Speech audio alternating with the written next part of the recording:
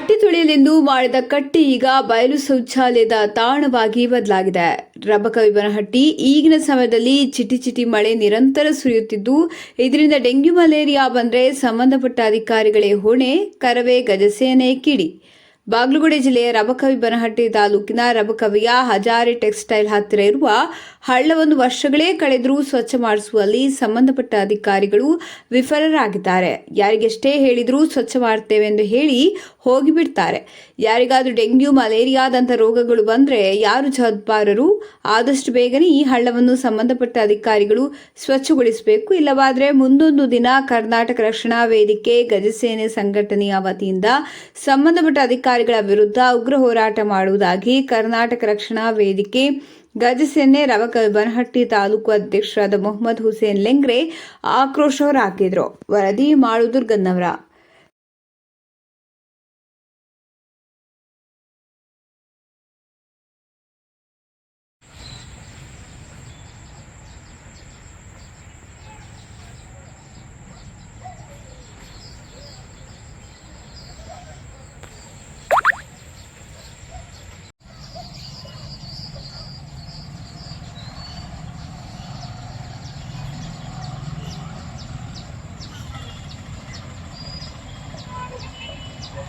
ಮಾಧ್ಯಮ ಮಿತ್ರ ಮಿತ್ರಕರ್ತರಿಗೆ ತುಂಬ ಧನ್ಯವಾದಗಳು. ಯಾಕಪ್ಪ ಅಂದರೆ ಇಲ್ಲೇ ಭಾಳ ವರ್ಷದಿಂದ ಈ ಹಳ್ಳವನ್ನು ಸ್ವಚ್ಛ ಮಾಡಲಾಗ್ತಾರಿಲ್ಲ. ನಗರಸಭೆ ವತಿಯಿಂದ ನಾವು ಏನೂ ಕೇಳ್ರು ಏನೂ ಮಾಡ್ರು ಇದು ಸ್ವಚ್ಛ ಅನ್ನೋದು ಏನೂ ಇಲ್ಲ.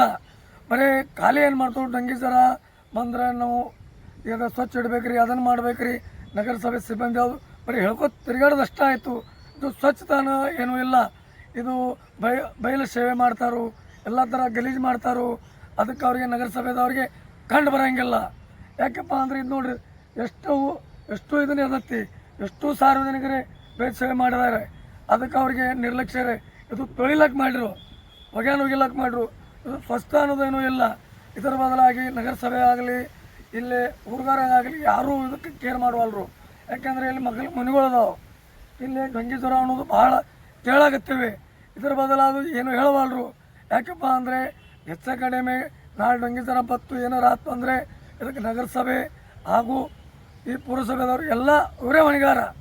ಯಾಕಪ್ಪ ಅಂದರೆ ಇದಕ್ಕೆ ಆಗಲಿಕ್ಕಂದರೆ ಮುಂದೆ ನಾವು ಕರ್ನಾಟಕ ರಕ್ಷಣಾ ಗಜಸೇನೆ ವತಿಯಿಂದ ಉಗ್ರವಾಗಿ ಹೋರಾಟ ಮಾಡ್ತೇವೆ.